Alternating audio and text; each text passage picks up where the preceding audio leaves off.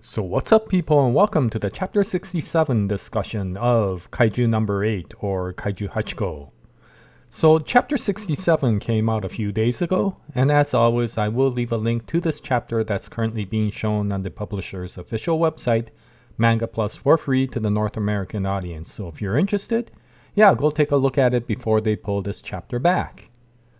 Okay, so Chapter 67 is, it's an interesting chapter.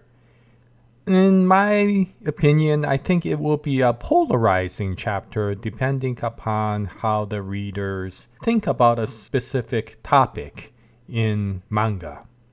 If you're the type of reader that enjoys the camaraderie between characters and likes to see the bonding that happens, then I think Chapter 67 will be fine. However, if you're the type of reader that has read so many manga and have become tired of the power of nakama trope, then Chapter 67 may not be to your liking. Because Chapter 67 goes extremely overboard with the power of nakama trope. Now for me, I quite enjoyed Chapter 67. It follows the writing style of Matsumoto Naoya, which is a relatively light-hearted writing style. You're not going to get the dark, deep, philosophical discussions that you would see in something like Tokyo Ghoul or Berserk in this sort of manga. What you will get is relatively light-hearted interactions that go on between the various characters. And Chapter 67 is another representation of that sort of writing style. And since he does a relatively good job of it, and so long as you don't mind that sort of writing style, I think Chapter 67 works quite well. Now, if you recall in Chapter 66, Kafka started training privately with Vice Commander Hoshina, and Vice Commander Hoshina left him with specific exercises to do so that he could become stronger in his hand-to-hand combat that goes beyond any of the weapons or armor or his monster skills. He needed to build up his foundation. And so Chapter 67 starts with him doing these exercises, and we find out that, yes, Kafka is not skipping leg day, or at least the martial art equivalent of that, where he's doing leg and core training. And of course, because this is Matsumoto Naoya, there are some very comical moments that you see during this portion when Kikoru Shinomiya walks in on him when he's doing these exercises. But what is really heartening to see is that these exercises were created by Kikoru's father, Isao Shinomiya. And so you see Kikoru being quite grateful to Kafka for doing these exercises so diligently. But Kikoru Shinomiya isn't there to just reminisce about old times with Kafka, and she actually hands Kafka his cell phone that was confiscated when he was arrested for being monster number 8. Up till this point, he was incommunicado with anybody. And so by giving him the cell phone, this gives the opportunity for Kafka to connect with other people such as Leno and the other members of Division 3. However, what we find out when he receives the cell phone is that he is not sure he wants to communicate with anybody because he is worried that they will distrust him now that they realize he is monster number 8. He wonders if any of these people feel betrayed because he has never revealed the identity to them until he was arrested. And so, by receiving this cell phone, he is worried that now he will receive communication of hatred from all of the people in the JDF.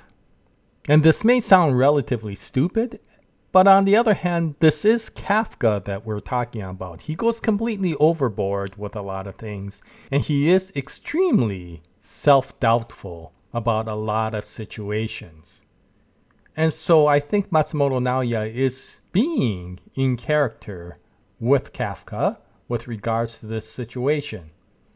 And he notices that there's a tremendous amount of text messages that have been saved in the cell phone. And he is afraid to open them because he realizes that maybe they are all hate messages that have been sent to him. And while he's wondering about this, he receives a call from Leno. And because he panics with this entire situation, he accidentally hangs up on him before he can answer. And then he panics even more. So this is very characteristic Kafka that we're talking about. And right after he hangs up on Leno, he receives a call from Iharu. Now this time he doesn't want to hang up, and so he answers Iharu's call. And what he finds out is that it's Leno on the other side of the phone. And he's pretty pissed off because he was hung up on, and yet he answered Iharu's call.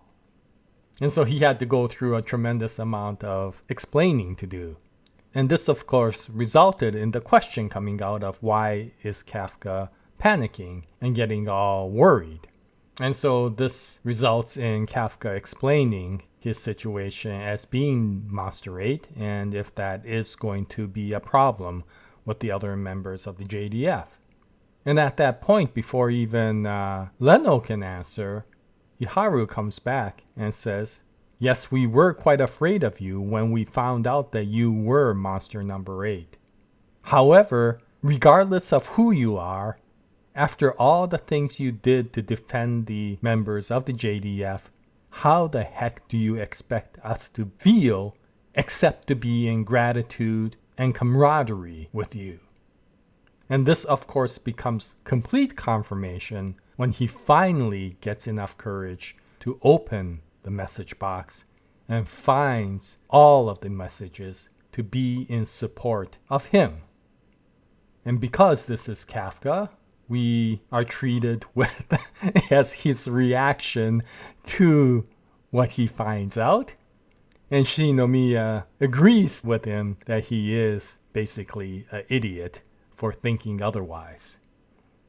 And so this turns out to be a relatively light-hearted chapter, and it's quite a warm chapter with regards to the camaraderie of all of the people and Kafka.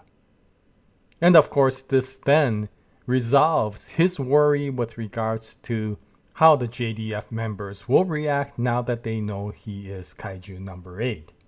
And this should give him enough confidence to be able to continue his training under Vice Commander Hoshina. And it will be interesting to see how this moves in the future. Now, one thing that was interesting with 67 was that in the end of chapter 66, we saw that very mysterious samurai at the end of his training.